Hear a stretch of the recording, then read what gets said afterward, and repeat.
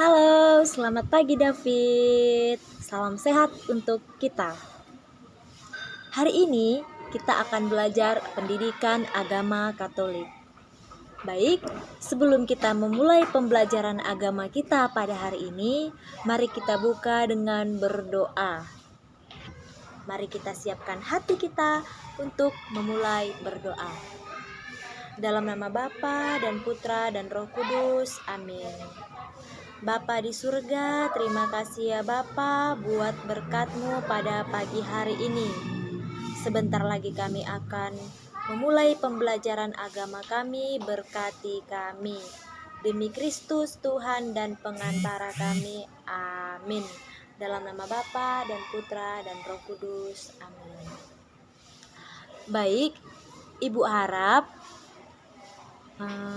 David sudah siap ya untuk mendengarkan materi pada pagi hari ini. Nah, materi pada pagi hari ini kita akan mempelajari mengenai sakramen baptis. Tetapi sebelum kita mengetahui apa itu pengertian sakramen baptis, di sini Ibu akan menjelaskan mengenai pengertian sakramen dulu. Kata sakramen berasal dari bahasa Latin, yaitu sacramentum.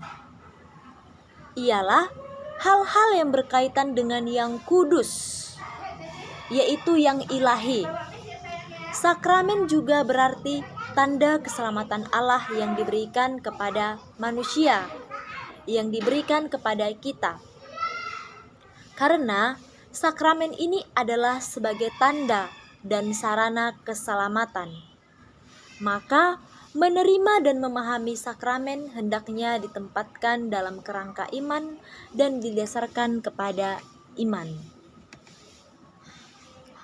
Nah, di dalam gereja Katolik ada 7 sakramen.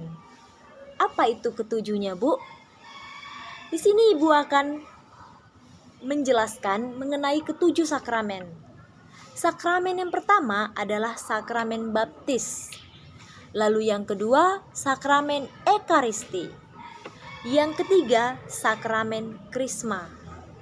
Yang keempat, sakramen tobat. Yang kelima, sakramen perkawinan. Yang keenam, sakramen imamat. Dan yang ketujuh, sakramen pengurapan orang sakit. Tetapi di sini Ibu akan menjelaskan satu sakramen dulu, yaitu mengenai sakramen baptis. Sakramen baptis adalah sakramen pertama yang diterima oleh seorang yang hendak menjadi anggota gereja Katolik. Sakramen baptis adalah sakramen pertama yang diterima oleh seorang yang hendak menjadi anggota gereja Katolik. Jadi maksudnya adalah seseorang yang belum beragama Katolik atau belum menjadi anggota gereja Katolik dan hendak menjadi anggota gereja Katolik, ia harus dibaptis dulu. Tentu anak ibu pasti pernah melihat seorang anak bayi kecil dibawa oleh orang tuanya, digendong oleh orang tuanya ke dalam gereja. Nah, lalu nanti Romo memberkati di depan altar. Sakramen baptis juga diartikan sebagai sakramen pertama dalam inisiasi Katolik. Itulah tadi yang Ibu jelaskan, dalam gereja Katolik ada 7 sakramen. Yang pertama adalah sakramen baptis. Inisiasi adalah penerimaan seorang yang masuk ke dalam atau menjadi anggota kelompok tertentu. Jadi sakramen inisiasi inilah penerimaan seseorang agar masuk ke dalam menjadi anggota sekelompok tertentu. Nah, dengan sakramen baptis ini kita akan terbebas dari dosa. Kita akan terbebas dari dosa asal, dari dosa yang dilahirkan, dan kita pun lahir kembali menjadi putra-putri Allah. Sehingga kita dapat meninggalkan hidup yang lama dan masuk ke dalam kehidupan yang baru. Nah, Ada sarana dalam pembaptisan Katolik. Sarana-sarana dalam pembaptisan Katolik yang pertama adalah air bersih. Air bersih itu tujuannya adalah sebagai lambang pembersih. Lalu yang kedua, sarana pembaptisan Katolik yang kedua adalah kalimat atau kata-kata yang diucapkan oleh seorang pastor atau oleh seorang romo. Nah, tentu kita pernah mendengar kalimat seorang romo mengatakan, "Aku membaptis engkau dalam nama Bapa, Putra, dan Roh Kudus." Nah, itulah kalimat kata-kata yang diucapkan oleh romo kepada calon pembaptis itu. Lalu yang ketiga, sarana dan pembaptisan Katolik yaitu minyak krisma sebagai lambang kehadiran Roh Kudus. Yang keempat, nama baptis sebagai lambang kesediaan menjadi pengikut Kristus seperti tokoh atau nama yang dipilih. Misalnya nih, Ibu, nama baptis Ibu Petra. Jadi nama baptis Ibu itu diambil dari Santo Petrus yang artinya batu karang. Jadi karena Ibu berjenis kelamin perempuan, jadi nama baptis Ibu menjadi Petra. Nah, lalu yang kelima, sarana dan pembaptisan Katolik itu kain putih sebagai lambang kesucian hati dan bersih dari dosa. Lalu yang terakhir, lilin menyala yaitu sebagai lambang kesediaan menjadi terang dunia. Terang dunia seperti Roh Kudus. Nah, kita akan memasuki buah atau rahmat dari sakramen baptis itu apa? Buah atau rahmat yang kita peroleh itu ada 5. Yang pertama, mendapat pengampunan. Mendapat pengampunan dari mana, Bu? Mendapat pengampunan dari segala dosa, baik itu dosa asal maupun dosa yang dibuatnya.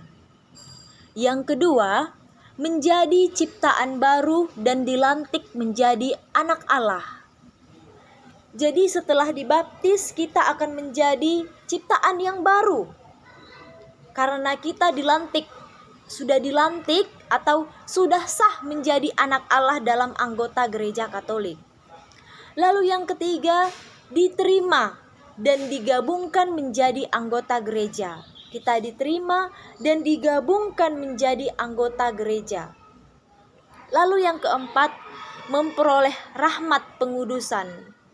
Kita menjadi kudus dan membuat sanggup semakin percaya kepada Tuhan, semakin percaya kepada Allah, berharap kepadanya dan mencintainya. Membuat kita hidup di bawah bimbingan dan didorong oleh Roh Kudus. Dan yang terakhir, dimateraikan secara kekal. Dimateraikan itu maksudnya kita benar-benar menjadi sah, menjadi Katolik dalam sebuah materai rohani yang tidak bisa dihapuskan sebagai bagian dari Kristus. Lalu selanjutnya kita masuk ke dalam macam-macam baptisan.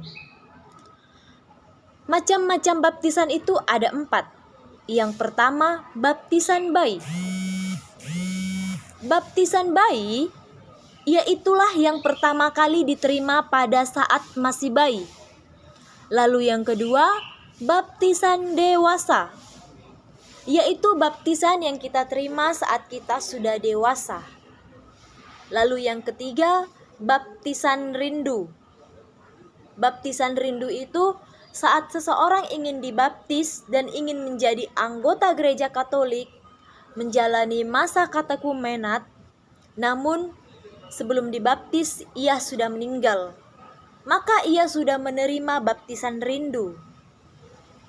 Lalu yang keempat, baptisan darah. Baptisan darah ini juga disebut sebagai saat seseorang ingin dibaptis dan ingin menjadi anggota gereja Katolik, menjalani masa katekumenat, Namun sebelum dibaptis, ia sudah meninggal karena membela imannya. Nah, ada beberapa pertanyaan. Tentu David pasti punya pertanyaan. Ibu, mengapa ya beberapa orang dibaptis saat bayi? Pasti kebanyakan kita melihat yang dibaptis itu kebanyakan anak bayi atau anak kecil. Nah, ada 3 alasan yang membuat gereja Katolik membaptis secara bayi, yaitu karena perintah Kristus. Lalu yang kedua, baptisan diperlukan untuk keselamatan. Dan yang ketiga, orang tua mempunyai tanggung jawab untuk membawa anak-anaknya ke dalam kerajaan surga. Jadi, kebanyakan orang membaptis anaknya saat bayi itu karena perintah Kristus, lalu karena baptisan diperlukan untuk keselamatan. Lalu yang ketiga, orang tua mempunyai tanggung jawab untuk membawa anak-anaknya masuk ke dalam kerajaan surga. Nah, di sini kita akan membaca bacaan kitab suci.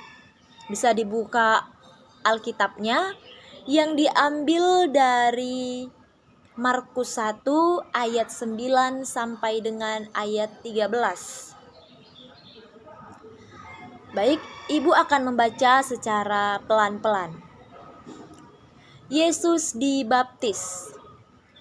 Pada waktu itu, datanglah Yesus dari Nazaret di tanah Galilea.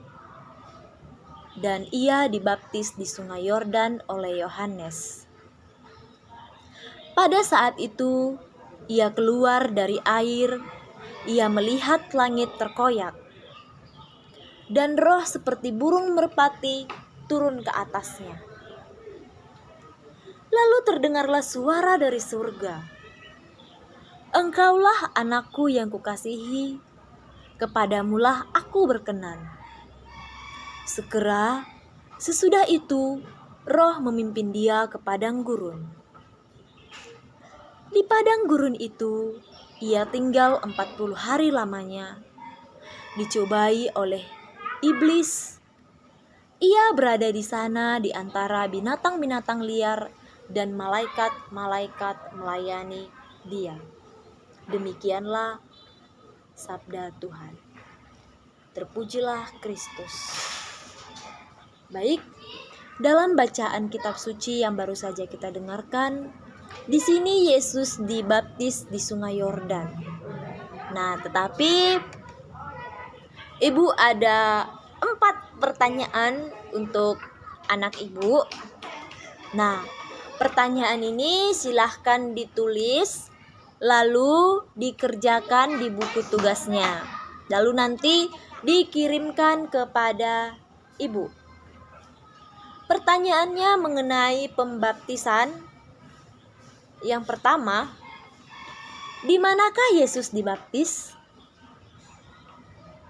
Lalu yang kedua, dari mana Yesus datang? Yang ketiga, siapa yang membaptis Yesus? Yang keempat, apa yang terjadi setelah Yesus dibaptis? Baik, Ibu akan mengulang pertanyaannya. Pertanyaan yang pertama, di mana Yesus dibaptis? Di mana Yesus dibaptis? Yang kedua, dari mana Yesus datang? Dari mana Yesus datang? Yang ketiga, siapa yang membaptis Yesus? Siapa yang membaptis Yesus? Yang keempat, apa yang terjadi setelah Yesus dibaptis? Apa yang terjadi setelah Yesus dibaptis? Nah, baik anak-anak Ibu, di sini keempat pertanyaan ini bisa dijawab dan dikerjakan di buku tugas. Cara menjawabnya, dibaca kembali bacaan kitab suci yang baru saja Ibu bacakan, yaitu dari Markus 1 ayat 9 sampai dengan 13. Jangan lupa dikirim ke WhatsApp Ibu. Baik, karena materi pembelajaran kita pada pagi hari ini sudah selesai, mari kita tutup pembelajaran kita dengan berdoa. Kali ini Ibu akan memimpin doa Salam Maria dan pelan-pelan diikuti oleh David. Mari kita bersatu dalam doa, dalam nama Bapa dan Putra dan Roh Kudus. Amin. Salam Maria, penuh rahmat Tuhan sertamu. Terpujilah engkau di antara wanita, dan terpujilah buah tubuhmu Yesus. Santa Maria, Bunda Allah, doakanlah kami yang berdosa ini, sekarang dan waktu kami mati. Amin. Dalam nama Bapa dan Putra dan Roh Kudus. Amin. Oke, terima kasih David sudah mendengarkan penjelasan dari Ibu. Salam sehat untuk kita semua. Dijaga kesehatannya, makan makanan yang bergizi. Sampai ketemu di minggu depan. Salam sehat. Bye-bye.